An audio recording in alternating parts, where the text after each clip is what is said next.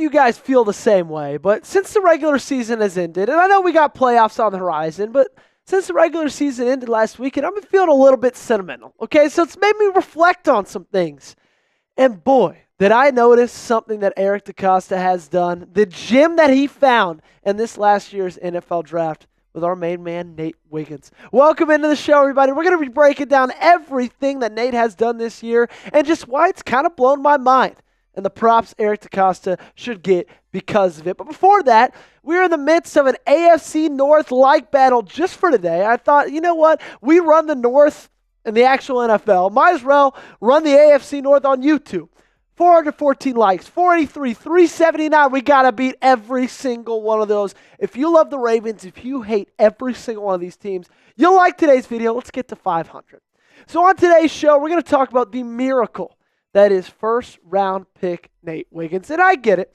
Miracle might be just a tad hyperbolic, but when you look at the numbers, guys, I think his season is being a little bit overshadowed. I think it's being overshadowed by what a guy like Lamar Jackson's been able to do and what Derrick Henry's been able to do. But he's played 497 coverage snaps. He's allowed only 34 receptions in those almost 500, has not allowed a single touchdown. 13 passes defended with 8 pass breakups. He has 1 interception. Of course, that one went for 6. Forced a fumble on a almost touchdown against CeeDee Lamb week 3 of the NFL season. Has 8 combined tackles. Passer rating allowed of 65.5.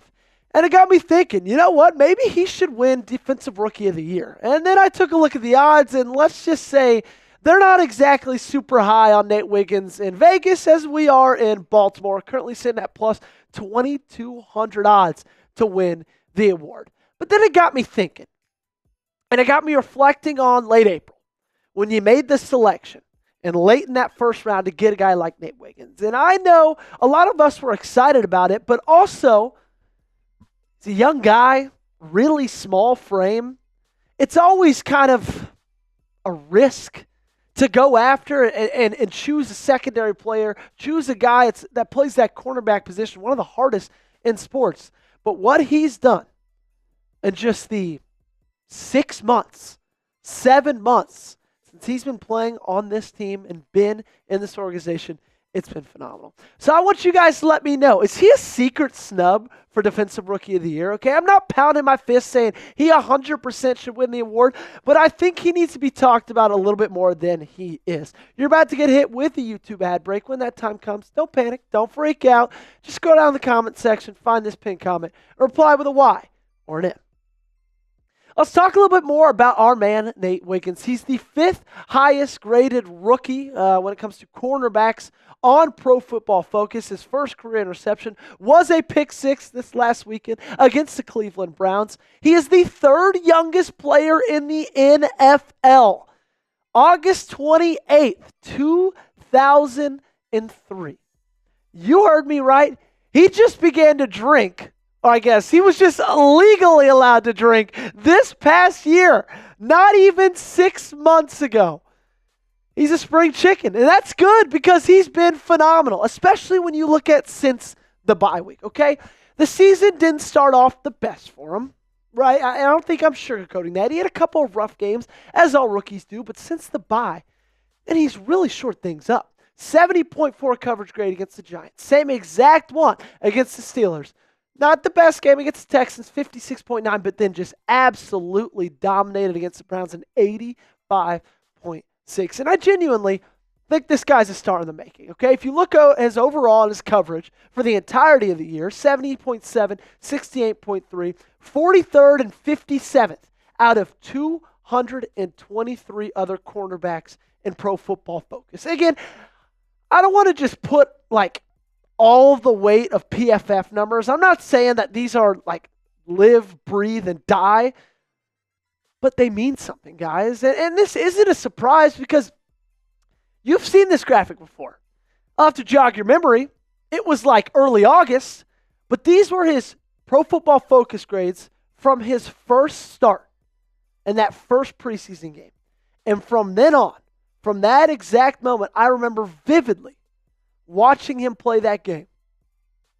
I think every single one of us was like, this guy is going to be a star. And the funny thing is, guys, is he's already the second best corner on this team. Think about the defensive turnaround that this team has had. Would that be possible without Nate Wiggins? I know our Darius Washington's had a ton to do with it. I know Kyle Hamilton's had a ton to do with it as well. Marlon Humphrey's been phenomenal. But outside of those three, is anybody really pounding the table for Brandon Stevens to get more snaps? Is anybody really pounding the table for Trey White to get more snaps? No, because they don't need to.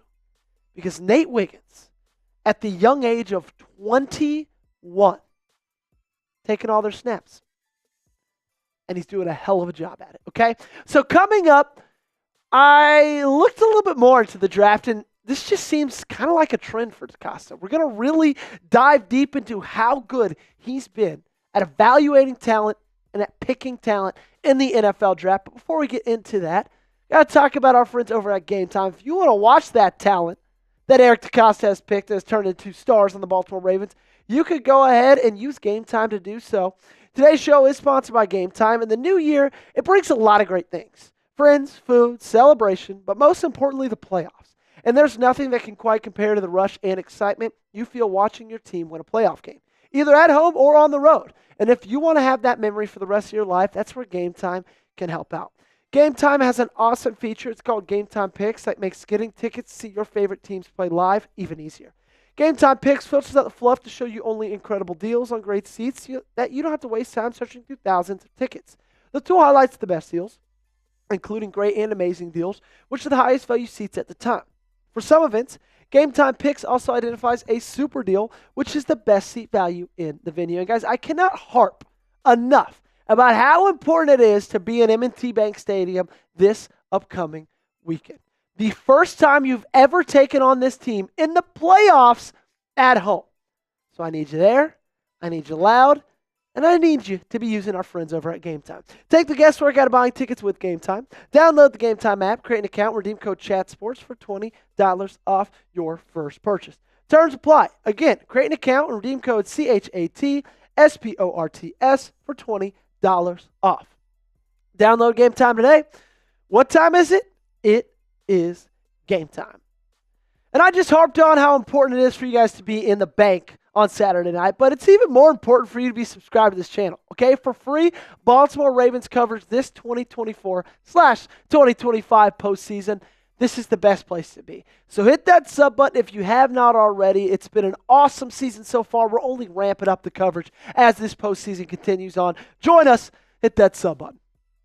So let's talk about DeCosta a little bit more. So this is kind of a look at his career and the past couple of stints he's had with the Baltimore Ravens, okay? He's been with the team since 1996, but 2009, 2011, he served as the director of player personnel. So that's really when he took over kind of this draft process.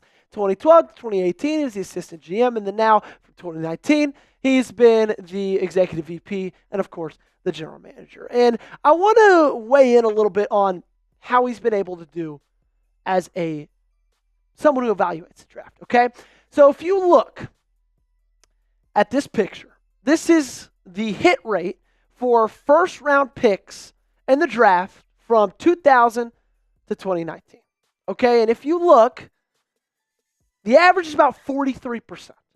The average for a cornerback is only 38%, so golf clap for Nate Wiggins, but the average for every position for a player to get their second contract with that team that drafted them is only 43%.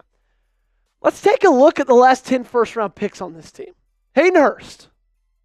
Then that second guy, Lamar, I don't know that name. Psych, it's Lamar Jackson. Then 2019, Marquise Hollywood Brown. 2020, Patrick Queen. 2021, Rashad Bateman. Then Odafe Owe, Kyle Hamilton, Tyler Linderbaum, Zay Flowers, and Nate Wiggins. That little run right there from Hamilton to Flowers is absolutely unreal. But all 10 of those guys, every single one of those, I guess except Hayden Hurst, is a starter on a roster right now. So of those 10 guys, 50% have made a Pro Bowl. 90% are still current starters in the National Football League. Do you know how hard that is? To have 50% of your last 10 first-round draft picks to be Pro Bowlers and 90% to be starters, just ask the Titans, the Jaguars, hell, the Patriots. Sorry, producer Allie. See how those statistics compare to them. We got it good here in Baltimore, ladies and gentlemen. And it's because our guy, Eric DeCosta, is a great EDC in the NFL draft. This should be an easy one. Give me an A, B, C, D, or F in the comment section down below. You can add pluses. You can add minuses. Whatever you think gives him a grade, let me know. And I just want to keep harping on this, okay? Because what he's done is really special. And there's a way to look at it even a little bit deeper than, are they just a starter or are they, actually helping out the teams that they're on? And it's called war, okay? And you might be asking, Joey, what is war? Well, it's when two oppositions are fighting each other. Just kidding. We're going to talk about the actual war in terms of football. So it's an attempt to translate a player's total contribution on the field into a single number while allowing for comparison across positions, eras, etc. And if you look at the draft from 2017 to now, teams' war from their draft picks, the Baltimore Ravens rank third in the National Football League, only behind the Kansas City Chiefs, and then only behind the Tampa Bay Buccaneers. Do you guys know how hard that is to do? 28 other teams are below you. That's how hard it is to do. Eric DeCosta, not only, I think a lot of people complain, Joey, this team doesn't do enough for free agency. Well, he went out and signed Derrick Henry. But outside of that, a lot of times, Joey, this team doesn't do enough for free agency. We lose some of these players. Like, you just lost Patrick Queen to the Pittsburgh Steelers, all this stuff. Guys, the fact that you're getting them here on this team in the first place, and a lot of times using the most important asset, your first-round pick, to do it is so impressive. And my take on this whole thing is guys, he proves time and time again that this is exactly where he excels. Okay? This is why he's the general manager of this team, and this is why he'll be continuing to be the general manager for this team for a very long time. Appreciate you guys tuning in today. Really, really do enjoy every single one of you guys again in the comment section that like the video, that support the channel. It means the world to me. If you guys have not already, make sure to hit that subscribe button. Like I said, the heat gets turned up in the postseason. That's no different for here right on YouTube. To never miss a moment on your Baltimore Ravens, hit subscribe.